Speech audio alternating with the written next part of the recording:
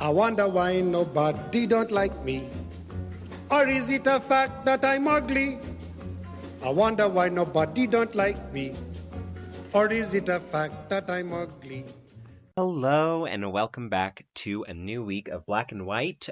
You know who I am. Hopefully you are not starting on this episode. I am Dion, and we are officially in the Biden era, which, there's something to celebrate there, but we will see how the rest of this goes.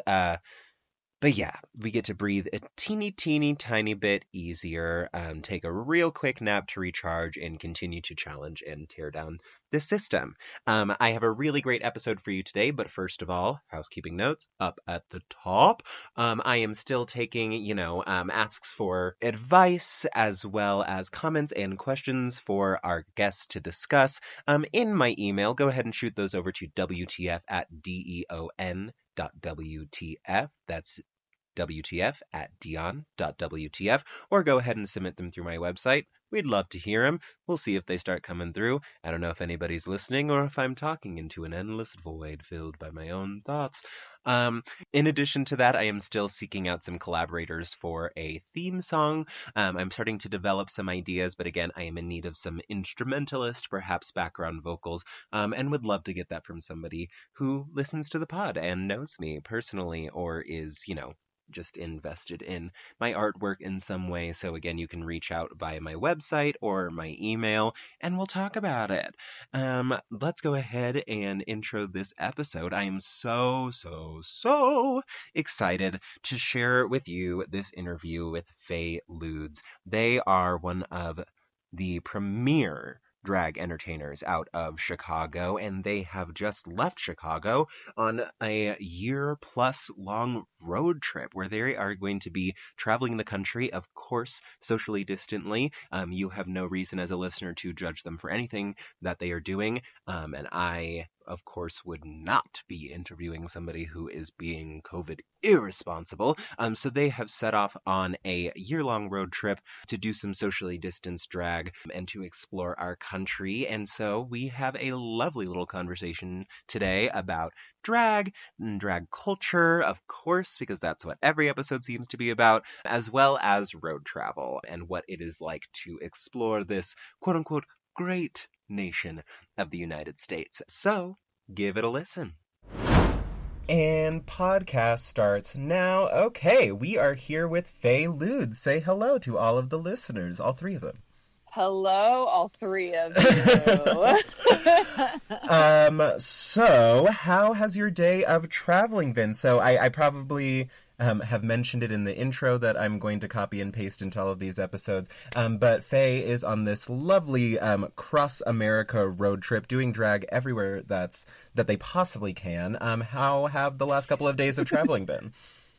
Well, the cute thing is it is the 27th of December right now. Oh, it is my sister's birthday. I need to call her. Oh, shit. Oops. Sorry, Jeanette. She won't listen to this. Don't call her and just send her the episode. I'll just send her the episode when it comes out. And be like, I gave you a shout out. What more do you want? Exactly. So I've been off for a week. Nice. My last show was actually, I guess today, it was a week ago in Paducah, Kentucky. Oh my God. So I'm going everywhere and anywhere that will have me. It is fun that you're starting in the middle of the country, like true nowhere, and then sort of spiraling out. Yeah. Well, okay. So there's two reasons for that. Well, okay. So obviously the tour started in Chicago. Mm-hmm. I moved out of my Chicago apartment. A lot of people seem to still think I live in Chicago. And I'm like, no, I literally put some stuff in storage, put everything else in an RV, mm-hmm. gave up my apartment, and just took off. Right. And they're like, so where do you get mail? And I'm like, nowhere, bitch. No mail, baby. No mail. Yeah, but right now I've spent a week in Murray, Kentucky, which sounds really random, mm-hmm. but two drag queens from Chicago, well, they're from here. They moved home. Oh, cool. And since I was performing only a half an hour away from them in Paducah, they let me come, and I've been staying with them for a week. We've just been kikiing, getting stoned. Yes. You know, they have their own shows here in Murray. I was supposed to be performing here on the 19th, but the bar went out of business due to COVID. Oh, yeah. Of course.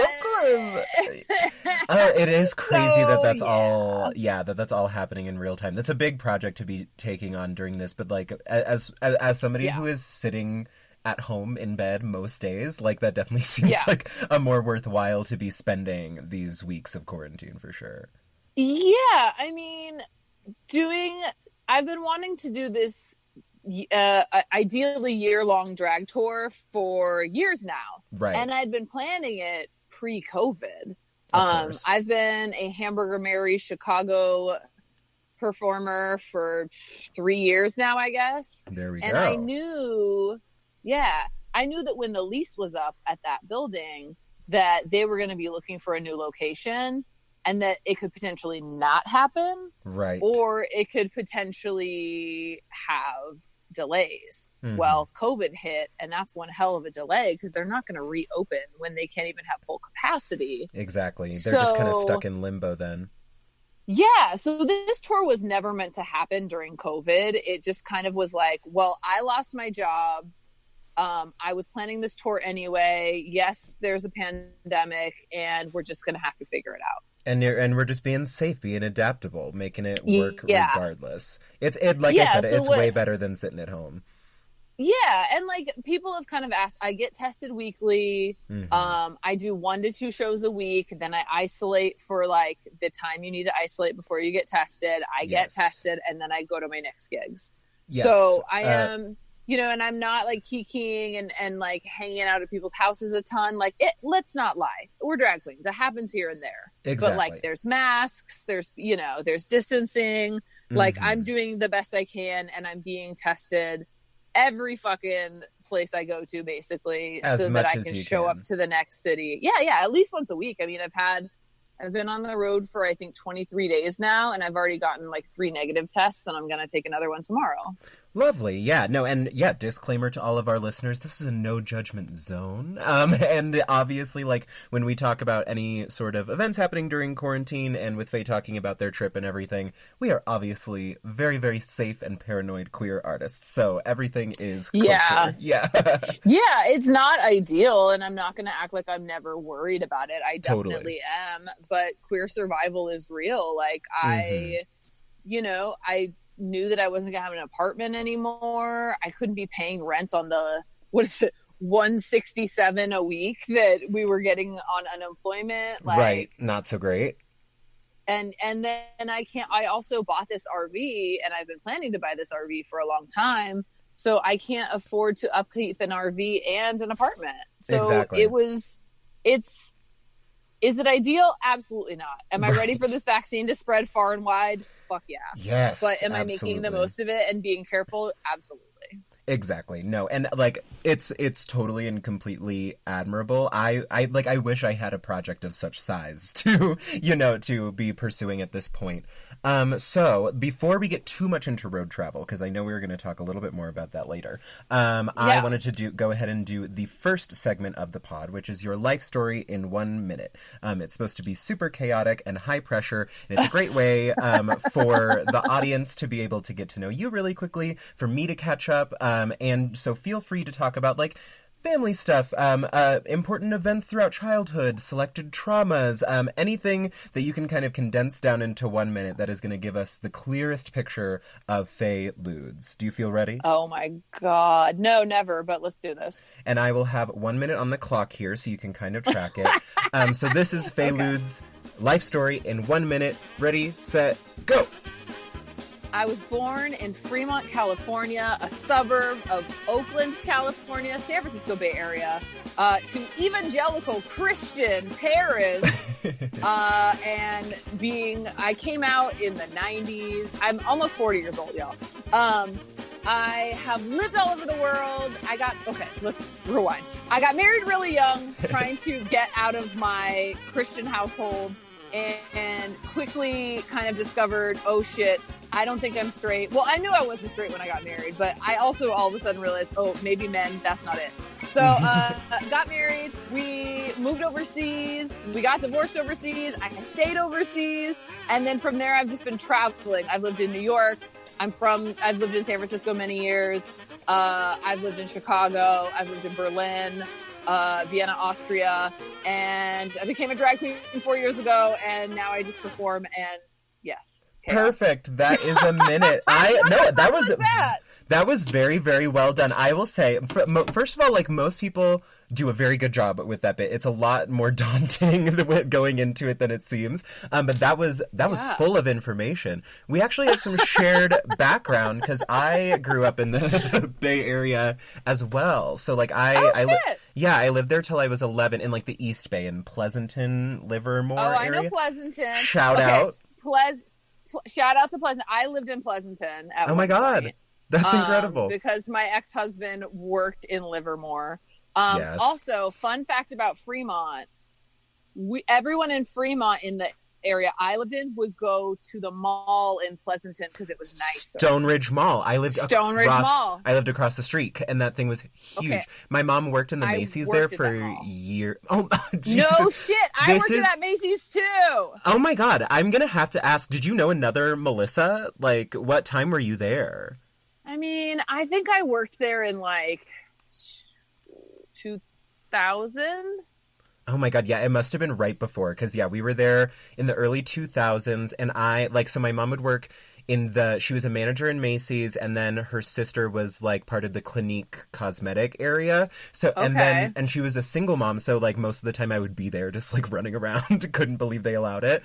And so the whole mythology in my family is that I first showed signs of queerness by hanging out at the Clinique counter with my aunt all day and just being like, try it on me.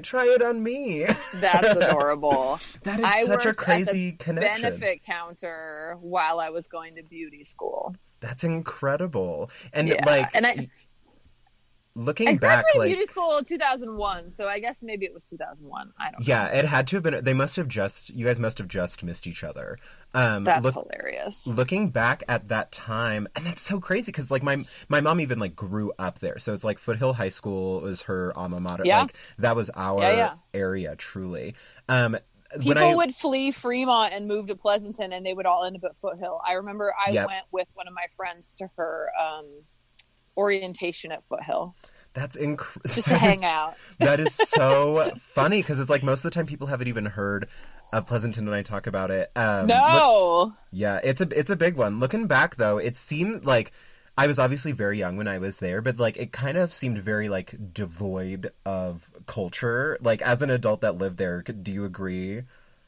Yeah, I mean, Pleasanton specifically, I mean, the nice thing about Fremont is it's one of the most multicultural cities in the world. Right. So my high school was, I think, 50 or 60% Asian. And that was obviously different regions of Asia, not just, Chinese. We had such a diverse group of people going to my school. So... that was such a big culture shock to me moving to Colorado because I went through all of elementary school having just living in a very, very diverse environment. Yeah. And then I came to middle school and high school here, and like there were 3 kids of color in my grade, and it was like me and another half black kid, so a total of 1 black kid. And then like a couple of Korean and Chinese kids that were all adopted. And so it was a huge culture shock, leaving the Bay Area and coming to a totally different demographic. Yeah, the first time I went to Denver was actually to come do drag with y'all, like almost 3 years ago now. Mm-hmm. And the first thing I noticed, I was like, why is everyone white? Everyone's white. Yeah, it's really true. You have to go out of your way to find people of color, in nightlife and stuff. Every person of color I saw was working a service job, and it was pissing me off. I was like, what is going on here? It's pretty crazy. Denver, it's as a whole city, as a metro area, is pretty damn segregated. And then and then when you get outside of Denver metro, it's even worse. Truly every person of color is hiding. And obviously this is not an across-the-board thing. Exactly. Yeah. But yeah, the environment is not amazing. It's very Midwestern passive-aggressive, but still fully racist. Like... Yeah.